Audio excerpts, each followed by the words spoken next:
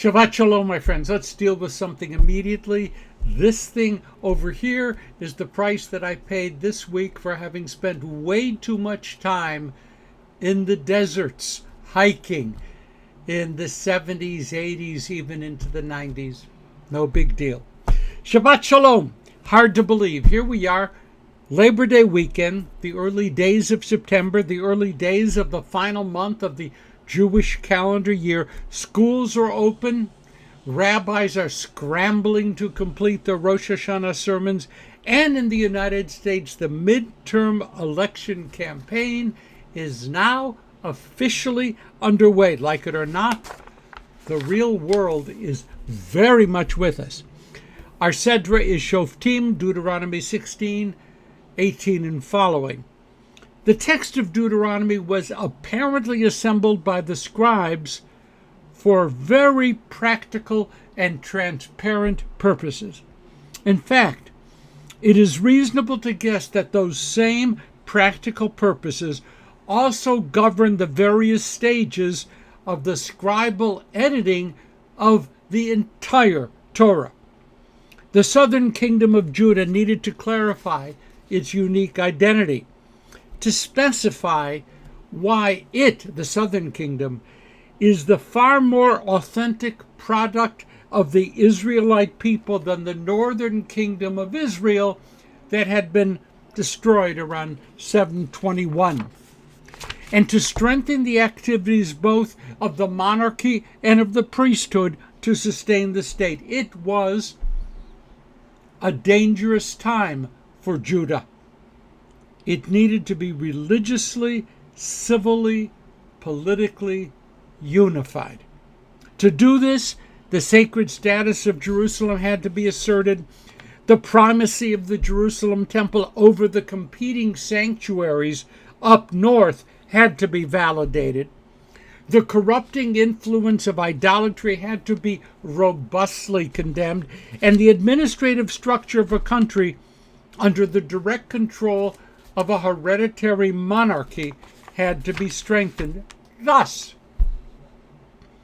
the opening messages of our Sedra come as no surprise to us.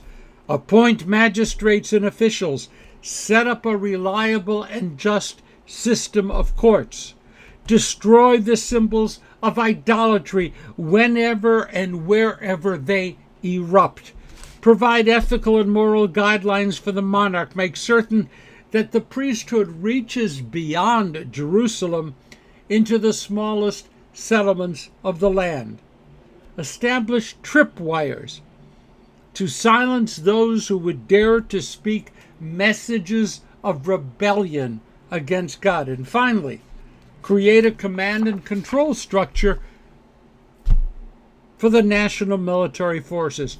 All of this pristine Deuteronomy, that's what it's doing. With so many scriptural delicacies on our plate today, let's just focus on one fascinating passage, Deuteronomy chapter 17.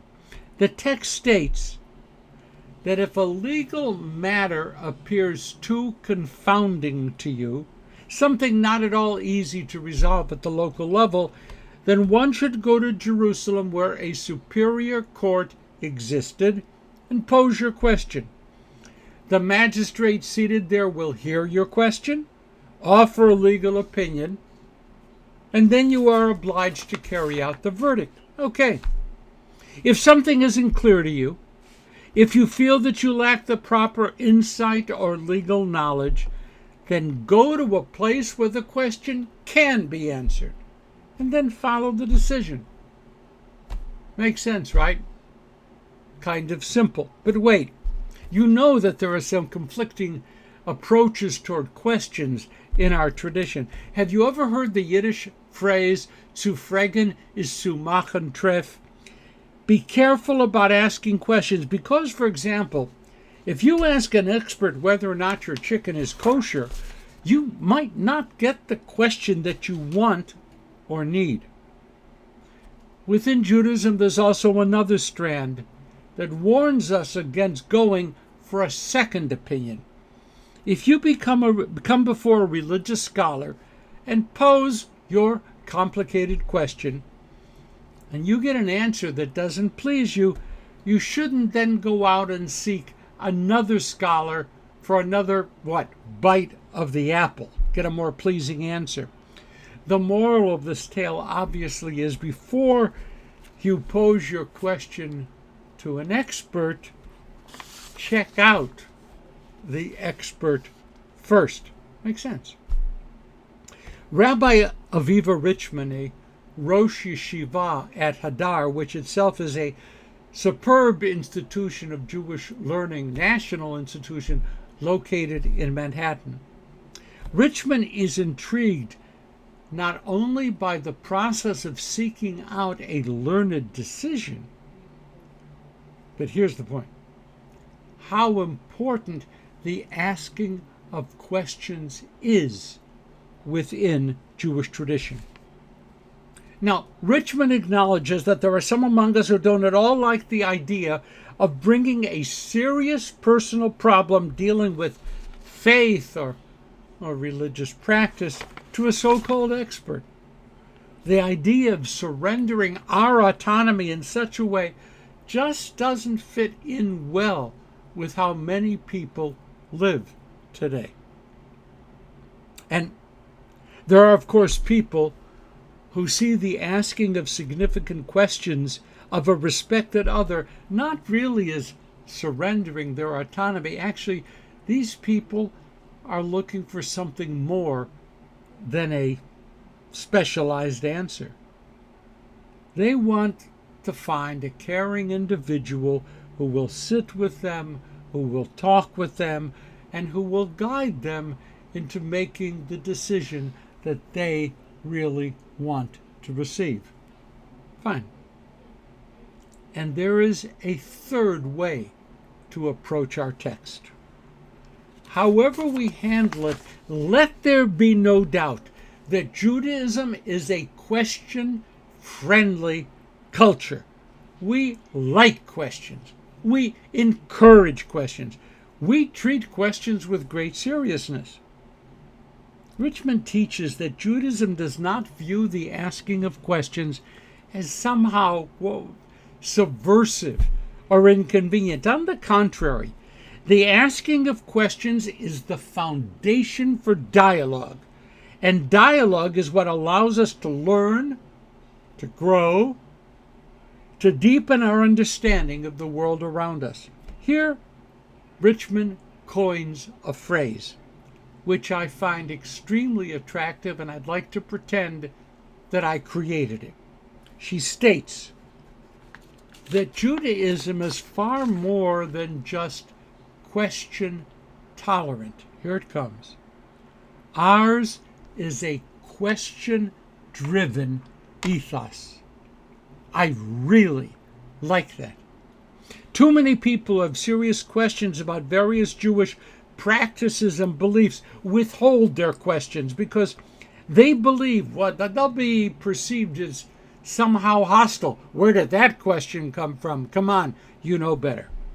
They swallow their questions, and as a result, they find themselves uncomfortable and even dismissive of Judaism, or they somehow feel themselves unworthy. How could I harbor such serious questions? And they stick with their questions, don't seek answers, and they live with guilt and with a feeling of uncertainty. Listen up, my friends. Your questions are what keeps Judaism alive and relevant, capable of addressing the real world within which we live. Your questions create a sense of belonging and a sense of comfort as we encounter doors that are opening while life-giving fresh air enters our souls. Does it make sense, and you'll answer this as you will, that your questions, our questions, are far more important than the answers that we will ultimately receive. Strange, but I really believe that. When we are driven by questions, we care. When we are driven by questions, then our vision of social justice is strengthened and our faith clarified. Far from alienating us, our questions serve to deepen our attachments. The only pathway to truth is paved by the questions we ask. And truth is the closest that we will ever get to that still small voice heard by the prophet Elijah. Okay. Rabbi Richmond teaches Judaism is so much more than question tolerant. Ours is a question-driven ethos. I love it. Have a wonderful Shabbat. Find a way to stay cool. Keep asking questions. See you next week.